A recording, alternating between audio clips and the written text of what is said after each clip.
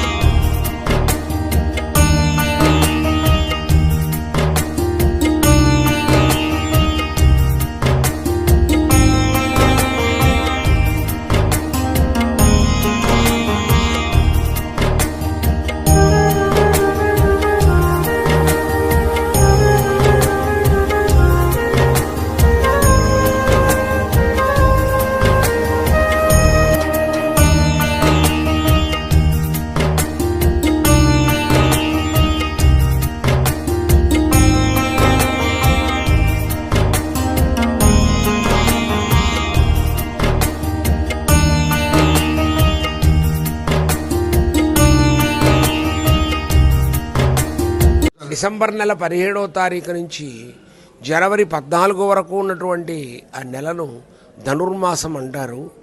ఈ ధనుర్మాసంలో అంటే సూర్యుడు ధనుర్రాశిలో ప్రవేశించడమే ధనుర్మాసం.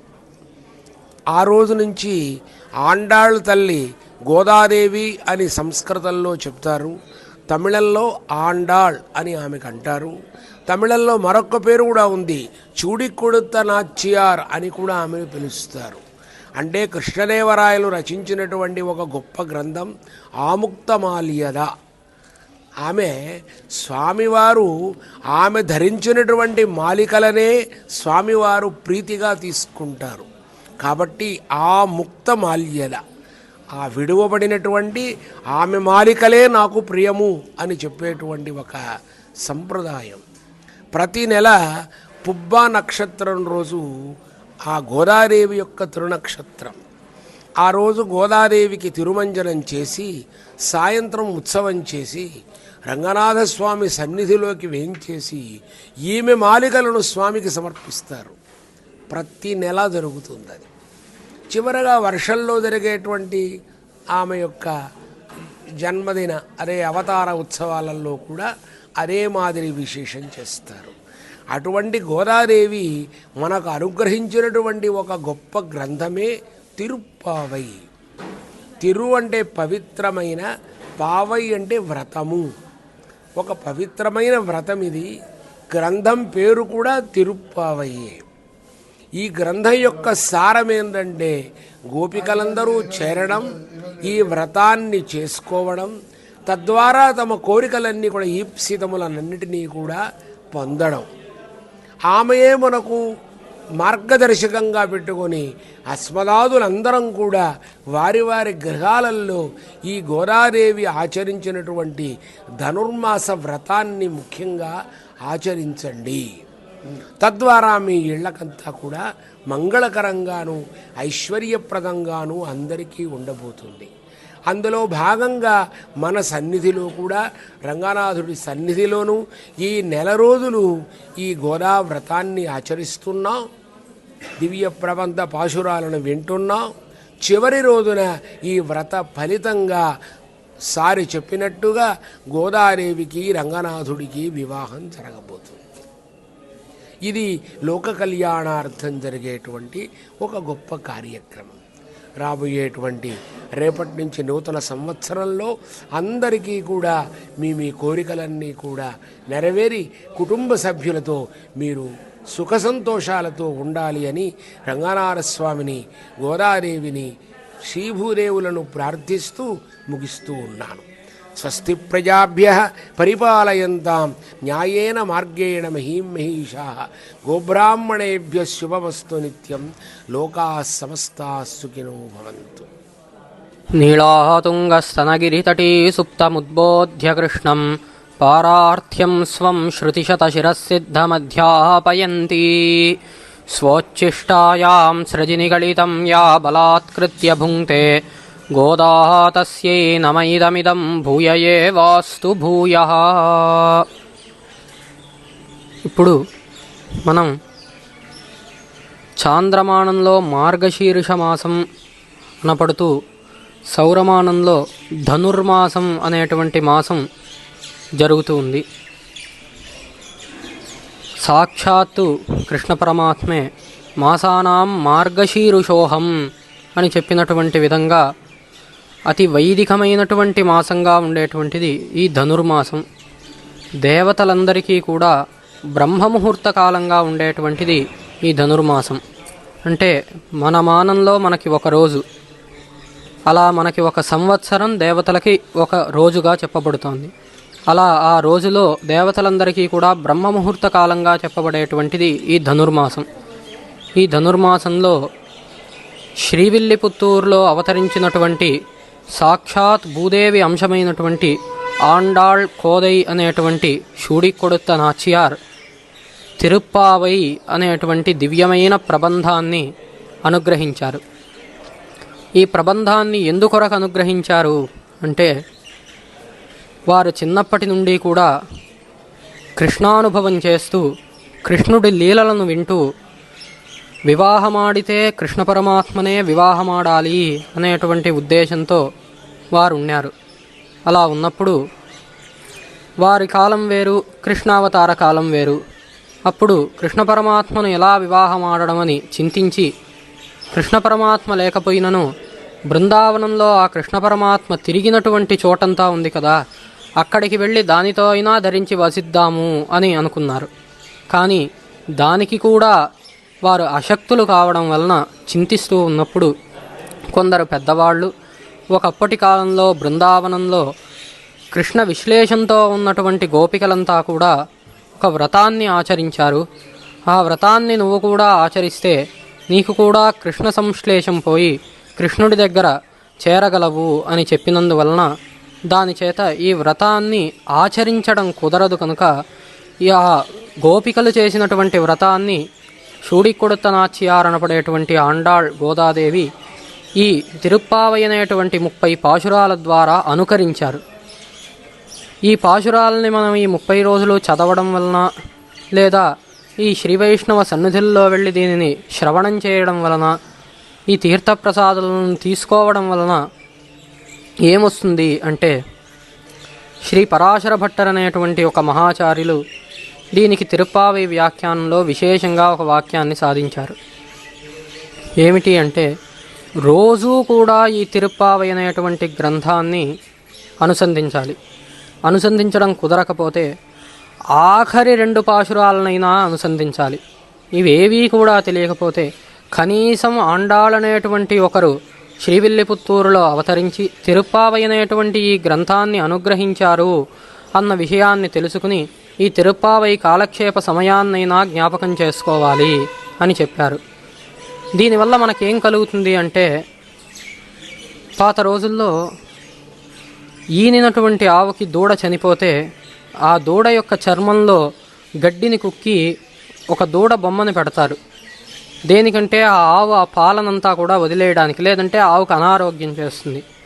ఎలా అయితే నిజమైన దూడకి పాలిచ్చే ఆవు ఆ బొమ్మగా పెట్టినటువంటి దూడకి కూడా పాలనిస్తుందో, అలా ఆండాళ్ళకి ఏ విధంగా అయితే సాక్షాత్తు ఆ శ్రీమన్నారాయణుడు అనుగ్రహించారో, ఆ ఆండాళ్ తిరుప్పావై అనేటువంటి తోలుని మనం కనుక కప్పుకుని వెళితే మనకి కూడా ఆ విధంగా అనుగ్రహిస్తారు అని పూర్వాచార్యులు సాధిస్తున్నారు.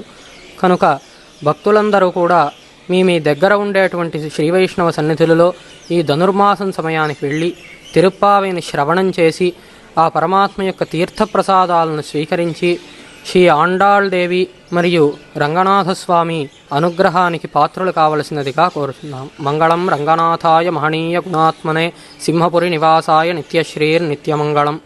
స్వోచ్ఛిష్ట మాలికాబంధ గంధబంధురజిష్ణవే విష్ణుచిత్త తనూజాయై గోదాయై నిత్యమంగళం. స్వామి, ఇప్పుడు కూడా ఉత్తర ద్వారం నుంచి స్వామివారి దర్శనం జరుగుతుంది కదా, ఈ ధనుర్మాసం మొత్తం జరుగుతుందా? ఈ ఉత్తర ద్వారం దర్శనం చేసుకోవడం వల్ల ఎలాంటి ఫలితాలు ఉంటాయి? ఈ ధనుర్మాసంలో ఇంకొక విశేషం ధనుశుక్ల ఏకాదశి, దానినే వైకుంఠ ఏకాదశి అంటారు. శ్రీవైష్ణవ దివ్యదేశములన్నిటిలో కూడా ఈ వైకుంఠ ఏకాదశిని పురస్కరించుకుని ముందు 10 రోజులు, వైకుంఠ ఏకాదశితో 10 రోజులుగా 20 రోజులు విశేషంగా ఉత్సవములు జరుగుతాయి. పగల్పత్తు రాపత్తు అని.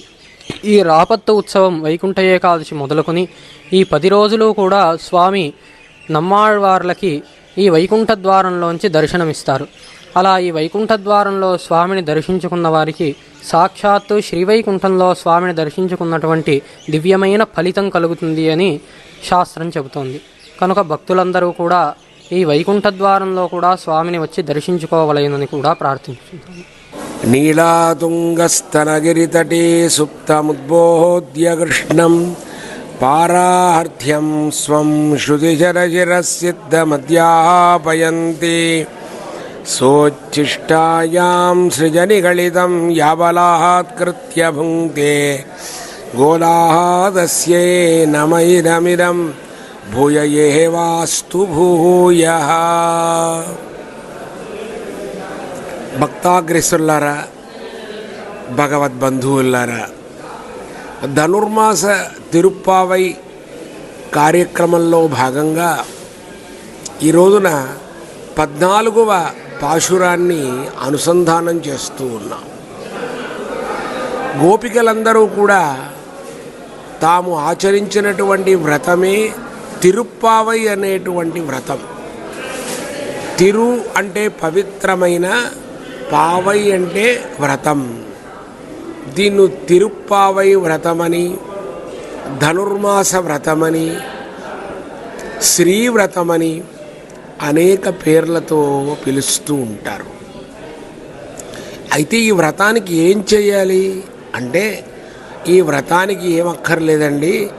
ఉదయాన్నే లేయడం, మన నిత్యకృత్యాలు అయిన తరువాత భగవత్ సన్నిధానంలో ఒక దీపారాధన చేయటం, మన ఇంటి వాకిట్లో కూడా 2 ప్రమిదలు వెలిగించటం, భగవంతుడి యొక్క దివ్య నామాలను స్మరించడం.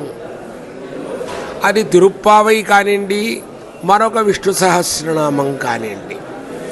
ఆ తరువాత మన శక్తి కొలది ఏదో పండో కాయో ప్రసాదమో భగవంతుడికి నివేదన చేయడం. ఇదే ఈ వ్రత నియమం, ఇంతకు మించింది ఏమీ లేదు. ఈ గోపికలందరూ కూడా తాము అనుష్ఠించి, తాము ఆచరించి మనకు చూపినటువంటిదే ఈ తిరుప్పావై వ్రతం. గోదాదేవి అనుగ్రహించినటువంటి ఒక పవిత్రమైన గొప్ప గ్రంథమే తిరుప్పావై అనేటువంటి గ్రంథం.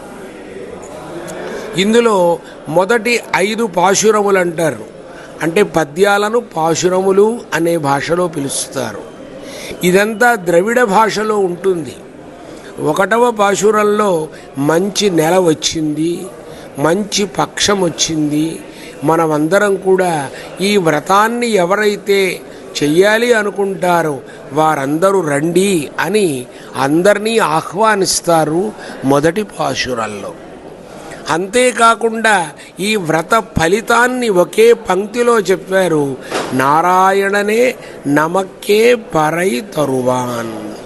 ఈ వ్రతం వల్ల కలిగేటువంటి ఫలితం ఏంటంటే శ్రీమన్నారాయణుడు మనకు కోరినటువంటి కోరికలనంతా కూడా ప్రసాదిస్తాడు. రెండవ పాశురంలో ఈ వ్రత నియమాలను ఏమేమి చెయ్యాలి, ఏమేమి వదిలిపెట్టాలి అని చెప్తారు. మూడవ పాశురంలో పర్జన్య దేవుణ్ణి, వర్షాది దేవుణ్ణి ప్రార్థించడం, ఈ వ్రతాన్ని చేయడం వల్ల ముక్కారు ఆనలు కురిసి దేశమంతా కూడా సుభిక్షంగా ఉంటుంది అని చెప్తున్నారు. ఆ తరువాత 4, 5 పాశురాల ద్వారా ఆ భగవంతుడి యొక్క దివ్య తిరునామ వైభవాన్ని చెప్పి 6వ పాశురంలో నుంచి ఈ రోజుటి వరకు 14వ పాశురం వరకు 15వ పాశురం వరకు ఉన్నటువంటి వాటిట్లలో ఒక్కొక్క పాశురంలో ఒక్కొక్క గోప బాలికను మేల్కొలుపుతారు. విలక్షణమైనటువంటి గోప బాలికను మేల్కొలుపుతారు. వారందరూ సామాన్యమైనటువంటి గోపికలు కారు సుమా. అందులో ఈరోజు లేపబడేటువంటి ఆమె ఎల్లే ఇలంగిళియే ఇన్న మరుంగులియో ఓ లేత చిలుక, అంటే చిలుక లాంటి గొంతు ఆమెది. సుస్వరమైనటువంటి మృదు మధురమైనటువంటి గొంతు కలిగినటువంటి ఆవిడ. ఆ సంబోధనతో ఆ అమ్మాయిని పిలుస్తారు. ఎల్లే ఇలంగిళియే ఇన్న మరుంగులియో, ఇంకా కూడా నిద్రపోతున్నావా అమ్మా? నంగమీరు పోదరహిన్నేన్, నువ్వు చాలా గడసరిదానివిగా ఉన్నావే అని అన్న వెంటనే వల్లీరుగల్ నీంగళే, నేనుగారు గడసరిదానిని, మీరేలేండి అని పెద్దవాళ్లను ఆమె అంటుంది.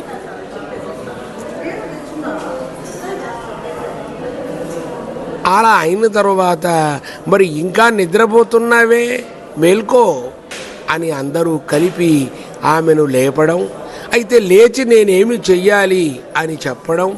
వల్లానై కొన్నానై మాత్తారై మాత్తழிக்க వల్లానై పాడు ఏలో రెంబావాయ్, కువలయా పీడనం అనేటువంటి మత్త గజాన్ని మధించినటువంటి వాడు, చంపినటువంటి వాడు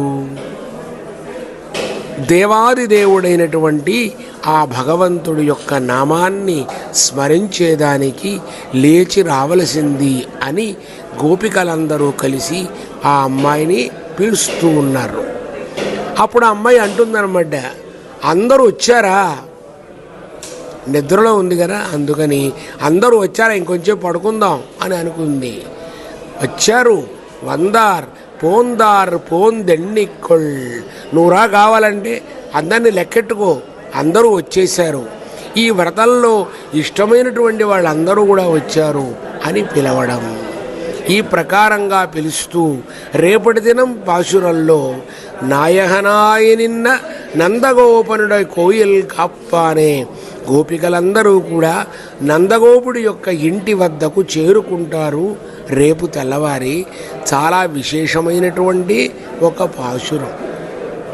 నందగోపుడి ఇంట బయట ఉన్నటువంటి బహిర్ద్వారపాలకులను లేపి, లోపల ఉన్నటువంటి ద్వారపాలకులను లేపి, ఆ తరువాత లోపల గృహానికి వెళ్ళి కృష్ణ పరమాత్మను లేపాలని వెళితే నందగోపుణ్ణి లేపి, ఆ తరువాత యశోదాదేవిని లేపి, ఆ పిదప కృష్ణుణ్ణి లేపి, ఆయన లేలేరు, మనం తప్పు చేశాము, ముందు బలభద్రుణ్ణి లేపి ఆ తరువాత కృష్ణ పరమాత్మను లేపి, ఇలా క్రమం తప్పకుండా లేపి, తరువాత అమ్మవారిని లేపి, నీలాదేవిని లేపి, ఆ తరువాత కృష్ణ పరమాత్మ యొక్క సాక్షాత్కారం పొంది మీకేమి కావాలి అని ఆయన కోరడం, మాకేమీ అక్కర్లేదు అని వీళ్ళు చెప్పడం.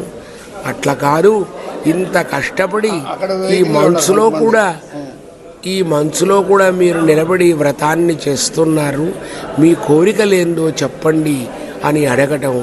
చివరగా వాళ్ళు ఎత్తక్యం 7 పిరవిక్యం, 7 జన్మలకు కూడా మాకు కావలసింది ఏంది అంటే భగవత్ కైంకర్యమే మాకు కావాలి అని గోపికలందరూ కూడా కోరడమే ఈ కావ్యం యొక్క సారాంశం. ఎవరి ఇళ్లలో అయితే ఈ తిరుప్పావై వ్రతాన్ని అనునిత్యం వదలకుండా తెల్లవారిపూట చేస్తారో వారందరికీ కూడా ఆ శ్రీయప్పతి యొక్క అనుగ్రహంతో పాటు పరిపూర్ణమైన లక్ష్మీ కటాక్షం కూడా కలుగుతుంది అని చెప్పి ఈ కార్యక్రమాన్ని ముగిస్తూ ఉన్నాను. ఆండాళ్ తిరువడిகளே శరణం. చూశారు కదండి, శ్రీ గోదాదేవి తిరుప్పావై కాల్వారి వ్రత కార్యక్రమాన్ని చూసి చక్కగా వీక్షించారు కదండి. మళ్ళీ మరో కార్యక్రమంలో మళ్ళీ కలుసుకుందాం. చూస్తూనే ఉండండి మన HN9 TV.